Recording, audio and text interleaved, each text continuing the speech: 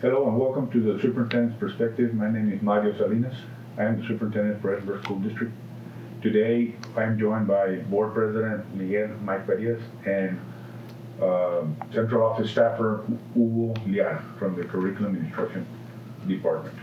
Before we get, our topic for today will be virtual instruction, but before we go there, let me just give you an enrollment update.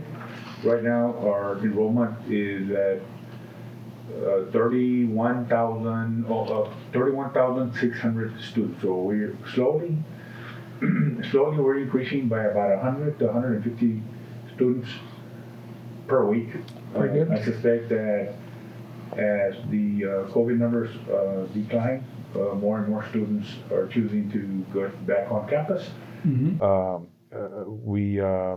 We started the school year at 29,000, then we went up to 30,000, we went up to 31,000, now we're getting up to 32,000. So I'm looking forward to the day where we get to 32,000, because that only means that there's more students in the classroom, and as we've been saying for a long time, the best form of teaching and learning is face to face, and as was presented at the board meeting on Tuesday,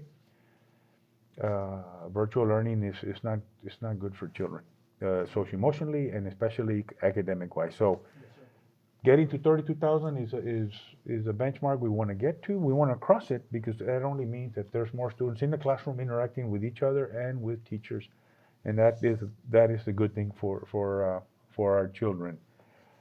The COVID update: when school started, we had high numbers of cases, almost in every campus.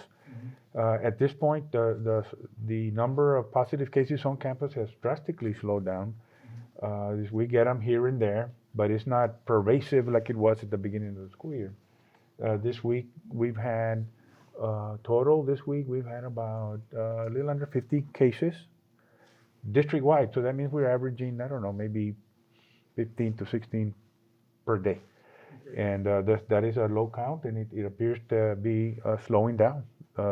We have some high schools that had no cases this week, and our high schools are full. Mm-hmm. Of course, our students are vaccinated.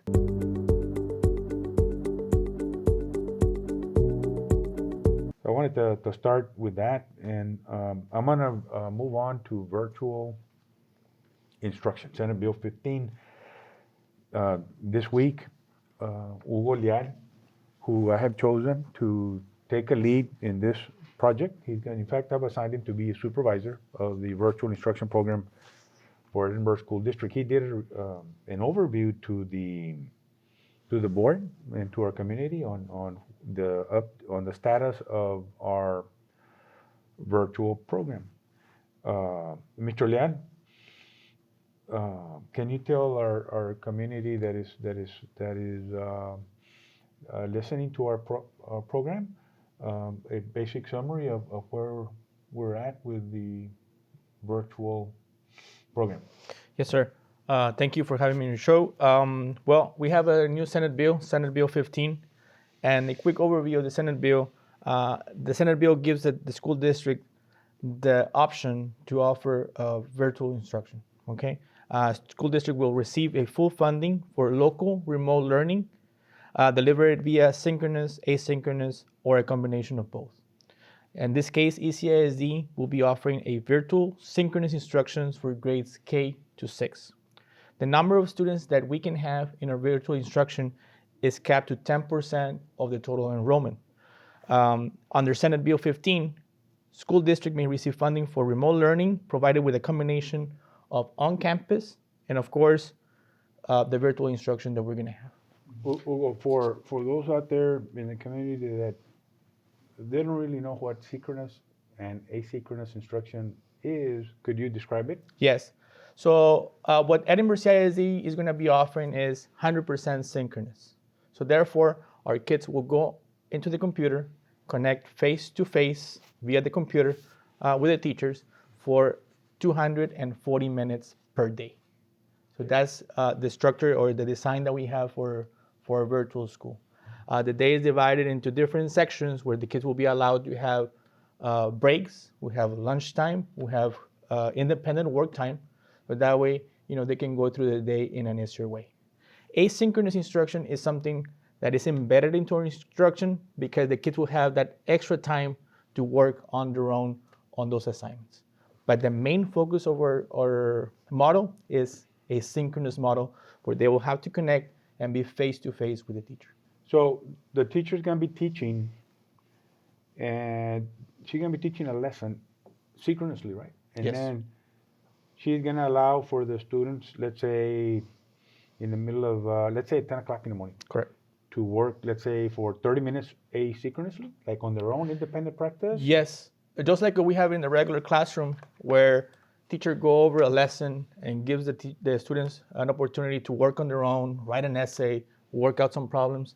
The same thing that we're gonna have in our virtual class. They'll go over the instruction, they'll go over the lesson, and provide the students with a period of time when they can work on their own. At that time, the teacher can provide 1-to-1 or 3-to-1 instruction to those kids that have extra needs or pull-outs that she wants or he wants to do. During the asynchronous During the asynchronous time. period of the lesson. Yes. Also, embedded into the day, we have a tutorial section, so that way teachers can assign students to rotate through that time, so that way they can attend tutorials with the kids.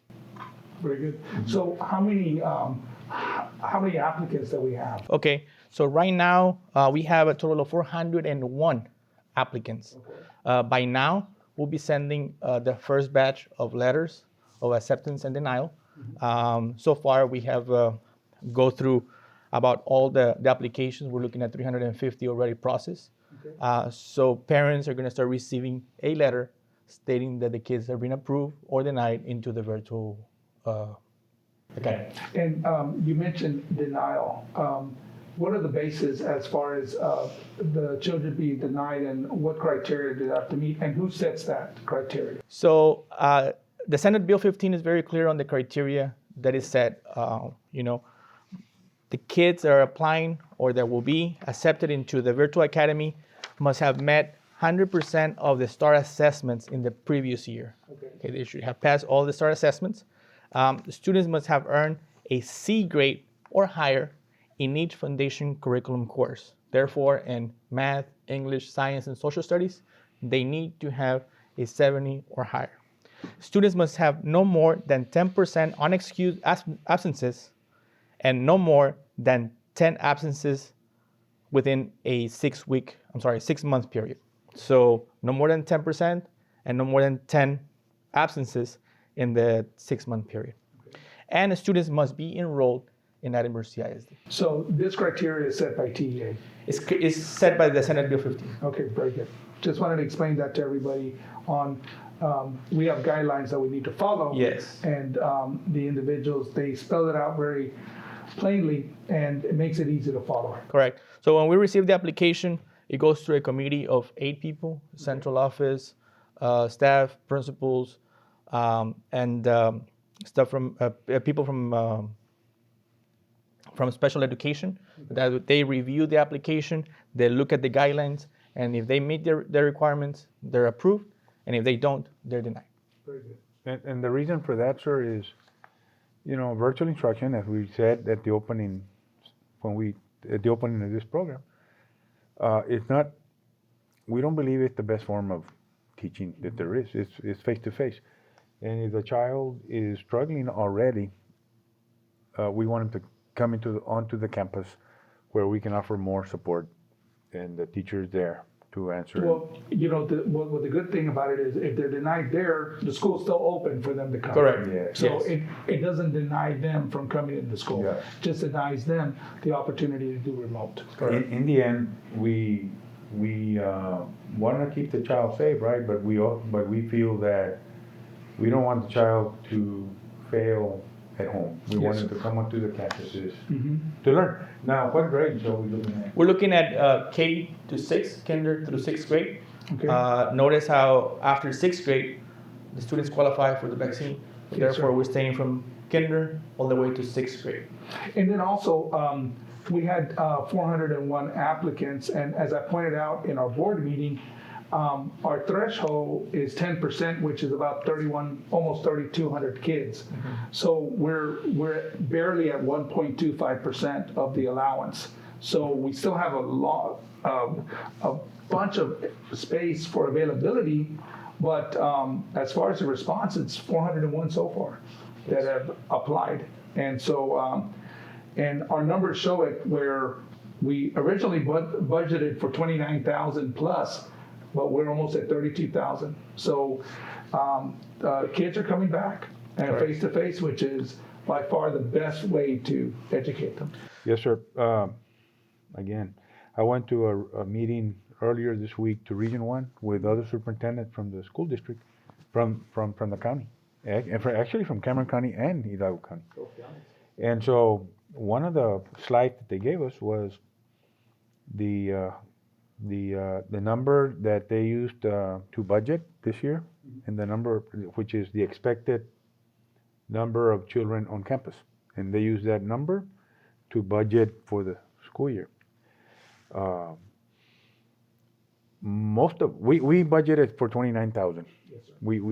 We set a budget for 29,000 students. With that budget, we pay salaries, we pay all our bills, etc.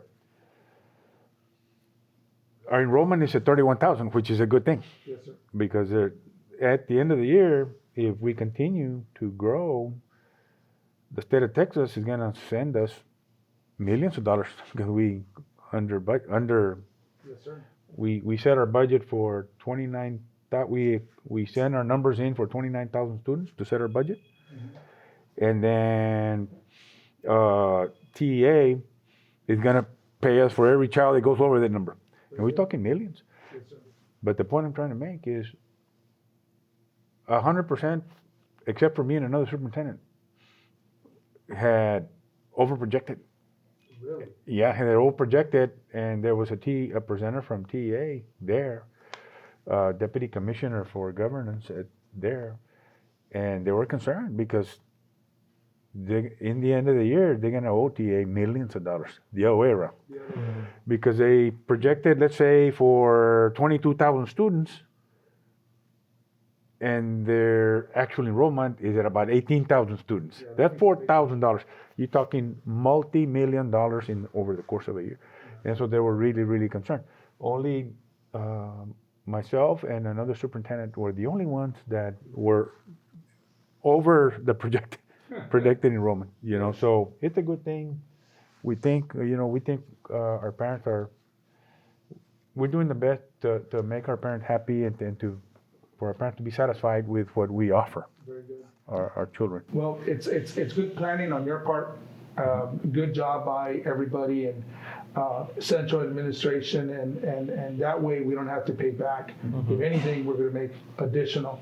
And I just thank God that the favor that we have and the relationship we have with the community, that they know we're doing everything possible to keep everybody safe.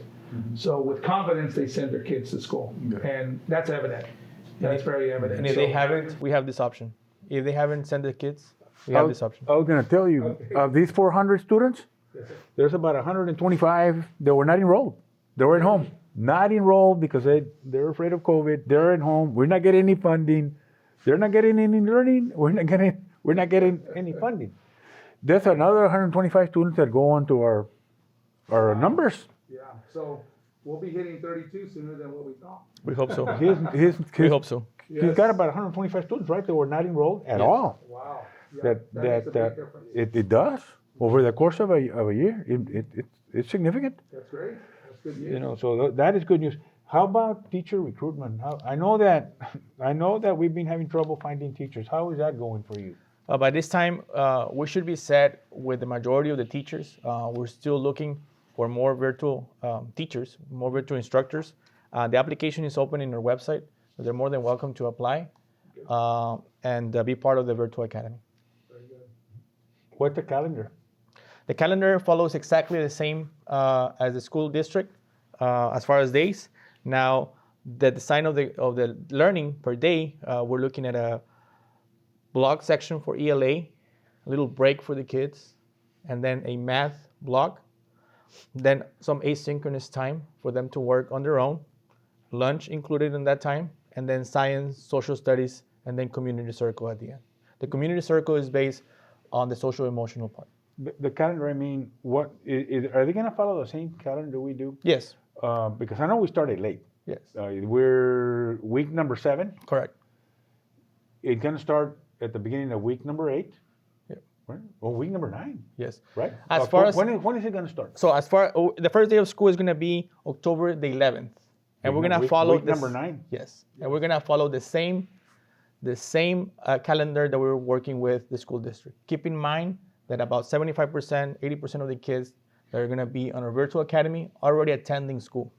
So you're just gonna keep going. They're just going to keep going. And how about the child, these 125 that have not attended school at all? They're just gonna pick up right at week number 11. That's why we have those periods of time where the teachers can go on a 1-to-1, on a 3-to-1 ratio, and help them out to catch up and get to where we're supposed to be at.